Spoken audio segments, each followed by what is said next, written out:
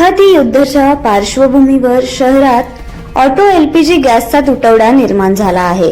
जुळे सोलापूर येथील पंपावर 1 ते 2 किलोमीटर पर्यंत रिक्षांच्या रांगा लागल्या असून चालकांना तासनतास थांबावे लागत आहे। गेल्या 20 दिवसात गॅस दर 35 रुपयांनी वाढल्याने रिक्षा चालकांमध्ये नाराजी आहे। नई जिंदगी आणि अशोक चौक येथील पंप बंद असल्याने परिस्थिती अधिकच बिकट झाली आहे। रिक्षा चालक म्हणाले, गॅस मिळत नाही, दर वाढलेत, त्यामुळे रोजी रोटीवर परिणाम होत आहे।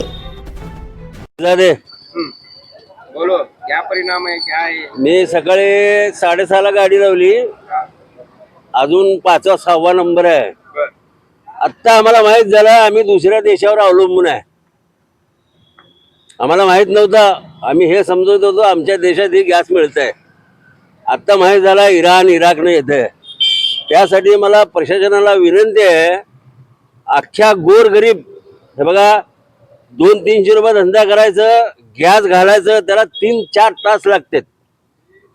कसं करायचं गरीब लोकांनी? आणि आमच्या देशाचे पंतप्रधान म्हणतात कुठल्याही प्रकारची टंचाई नाही आहे। सिलेंडर माग 60 रुपये वाढला, इथं 30 रुपये वाढला, एका लिटर मागे 30 रुपये, 55 रुपये होता, तिकडे 85। आणि सोलापूर शहरामध्ये फक्त एकच पंप चालू आहे, हा नई जिंदगीचा बंद आहे, अशोक चौकचा बंद आहे, बोरामेल नाक्याचा बंद आहे। शासन ह्याला काय, शासनाचा जबाबदार आहे ह्याला? अहो भाड्यांच्या गाड्या आहेत, कंत्राटने की ना गॅस कुठं घालायचं, धंदा काय करायचं? 7 ला गाडी लावला, आता 9:30 वाजलेले आहेत, काय धंदा करायचं? लेकरा बाळाला काय खाऊ घालायचं? तर मला शासनाला आणि प्रशासनाला विनंती आहे, जास्तीत जास्त गॅस पुरवठा करा, गरिबाची हाय घेऊ नका। एवढंच म्हणतो। जय हिंद, जय महाराष्ट्र।